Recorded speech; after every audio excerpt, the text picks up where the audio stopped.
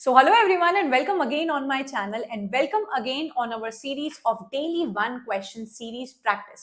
कहने को तो ये वन क्वेश्चन सीरीज है लेकिन हम लोग एक क्वेश्चन की जगह बहुत सारे क्वेश्चंस करते हैं। जितने भी NET SET GATE TGT PGT English literature से जितने भी आपके रिलेटेड टॉपिक्स होते हैं, रिलेटेड क्वेश्चंस आए होते हैं, एक कॉन्सेप्ट से वो सारे उठा के हम लोग लेके आते हैं एंड हम लोग एक ही वीडियो के अंदर उसको देखते हैं, समझते हैं, ताकि आपको एक ओवरऑल आउटलुक मिले। किसी भी एग्जाम को आप बिलोंग करते हो फर्क नहीं पड़ता है, आपकी तैयारी सबकी एक साथ हो सकती है। तो आइए देखते हैं कि आज का जो हमारा टॉपिक है वो क्या है एंड वो कितनी बार पूछा गया है। सबसे पहला जो आपका क्वेश्चन है वो है which one of the following works can be best associated with introduction of terms flat and round characters। ध्यान से देखना, यहाँ पे आपसे पूछा गया है कि जो फ्लैट एंड राउंड कैरेक्टर्स होते हैं वो सबसे पहली बार इनमें से कौन से काम के अंदर इंट्रोड्यूस किए गए थे, ये आपको बताना है। ठीक है, देखते हैं अगला क्वेश्चन हमारा कौन सा है। A remarkable novelist of English modernist phase who wrote a short book on what the novel is and why it matters, remarked, oh dear, yes, the novel tells a story, identify the novelist। वो कौन से ऐसे novelist हैं जिन्होंने novel कैसे लिखनी चाहिए इसके ऊपर एक पूरी किताब लिखी है, ये मॉडर्निस्ट फेज को बिलोंग करते हैं, ये आपको इस पैराग्राफ को देख के आइडेंटिफाई करना है। चलते हैं हम लोग अपने तीसरे क्वेश्चन की तरफ, जहां पे आपको एक असर्शन एंड रीजन का क्वेश्चन दिया गया है। असर्शन में पूछा है कि characters in novels are people whose secret are visible or might be visible. We are people whose secret lives invisible. Secret lives are invisible. ये assertion बोला है। Then reason है, even when novels are about wicked people, they can solace us. They suggest a more manageable human race. They give us the illusion of seeing clearly and of power. तो बहुत ही rough tough idea आपको लग गया होगा कि सबसे पहले तो कैरेक्टर के बारे में बात की जा रही है, देन दूसरा हम लोग के नॉवल के बारे में बात की जा रही है। तो अब हम लोग देखेंगे कि ये किसका वर्क है, कहां से आया और हम लोग के क्वेश्चंस बन सकते हैं इससे या नहीं। ये जो आपकी बुक है, आपका आंसर है aspects of the novel which was written by E.M. Forster. E.M. Forster ने लिखी है ये फेमस किताब एस्पेक्ट्स ऑफ द नॉवल, जो कि ओरिजिनली बेटा एक आपकी बुक नहीं थी, ये थी एक सीरीज ऑफ लेक्चर्स। इन्होंने आपके ट्रिनिटी कॉलेज में जाके कैम्ब्रिज में कई सारे लेक्चर्स दिए थे। अब इनके लेक्चर्स को, इतने अच्छे जो इन्होंने लेक्चर्स दिए हैं, उनको कंपाइल कर दिया गया और बना दी गई एक बुक जो पब्लिश की जाती है आपकी 1927 में, डेट आपको याद रखना है, with the name aspects of the novel. अब इस नॉवल के बारे में क्या ऐसा, अब इस बुक के बारे में क्या ऐसा स्पेशल है, ये भी हम लोग जान लेते हैं। इस बुक के अंदर ये बताते हैं कि नॉवल क्या है और कैसी होनी चाहिए।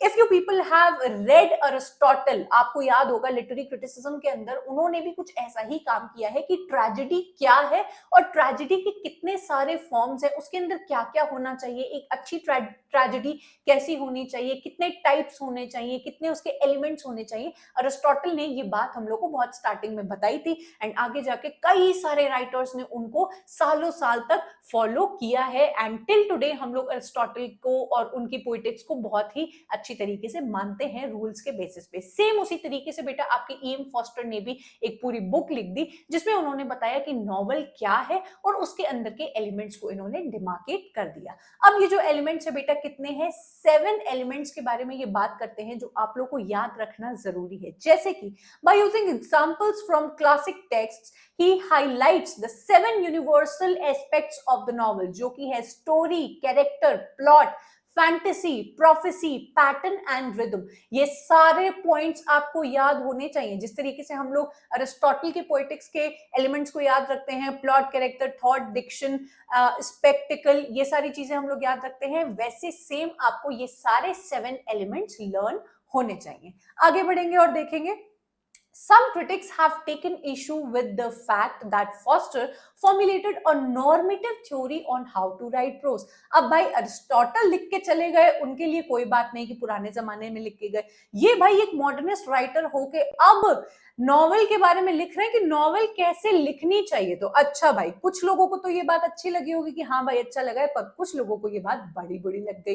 तो आपके W. सॉमरसेट मॉर्गन है, ये कमेंट करते हैं कि having read the book I learned that the only way to write novels was like E.M. Foster. तो ये भाई उनको अप्रिशिएट करते हैं कि भाई हमने ये आपकी बुक को पढ़ने के बाद आई रियली लर्नड कि सच में एक नॉवल को कैसे लिखना चाहिए। वहीं दूसरी तरफ वर्जीनिया वुल्फ ने कहा कि अच्छा, Virginia Woolf concedes that this is ultimately not very helpful when it comes to formulating rules. So then we are back in the old bog. Nobody knows anything about the laws of fiction. वो एक taunt मारती है और कहती है कि वाह भाई 20वीं शताब्दी यहाँ पे आ चुकी है और अब हम लोग को फिर सीखना पड़ेगा कि नॉवल कैसे लिखनी है। सो ये आप सबको पता है कि क्रिटिसिज्म हर एक चीज को एक अलग अलग तरीके से मिलता रहता है। हम लोग की ये जो बुक है बेटा एस्पेक्ट्स ऑफ द नॉवल, ये आपके 7 एलिमेंट्स के बारे में बात करती है, लेकिन ये बुक अपने आप में डिवाइडेड है 9 चैप्टर्स में। तो आपको कंफ्यूज नहीं होना है अगर आपके ऐसे करके कुछ क्वेश्चन आ जाता है। आपका ये जो बुक है 9 चैप्टर्स में डिवाइडेड है, लेकिन बात वो करता है कितने एलिमेंट्स के बारे में, 7। अगर आप चाहेंगे कि ma'am aspects of the novel में थोड़ा सा डिटेल्ड वीडियो बनाइए तो जरूर से कमेंट करिएगा। I will work on it and I will make a separate video, ताकि अगर उसमें से क्वेश्चन आप जानना चाहते हो या डिटेल में पढ़ना चाहते हो तो वो भी आपका बन जाए। ऊपर ऊपर से अगर आपको जानना है तो आज की क्लास आपके लिए इनफ है। इंट्रोडक्टरी चीजें आपको मिल जाएगी, फिर द स्टोरी के बारे में बात की है, द पीपल के बारे में बात की है, फिर फोर्थ में पीपल क्या है उसको कंटिन्यू किया है, प्लॉट के बारे में बताया है, fantasy, prophecy, pattern and rhythm and then conclusion इन्होंने बताया है अपनी इस किताब के अंदर।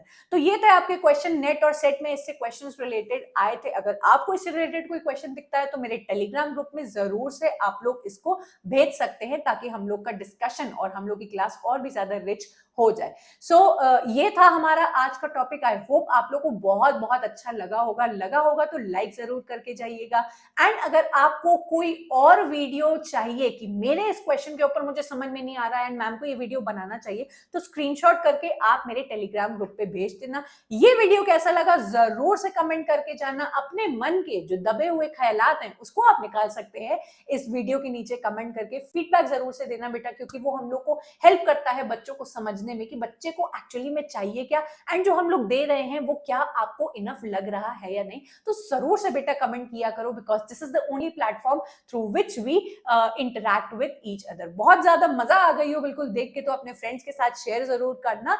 एंड इन सबसे ज्यादा इंपॉर्टेंट है कि आप मेरा टेलीग्राम ग्रुप जरूर से क्या करें, ज्वाइन आप लोग कर लें। ठीक है, so up till then bye and take care. मिलते हैं हम लोग इसी तरीके से एक और अच्छे से वीडियो के अंदर, जहां पे आप एक कॉन्सेप्ट के कई सारे क्वेश्चंस देखेंगे और साथ ही साथ उसका एक्सप्लेनेशन देखेंगे। So up till then bye and take care.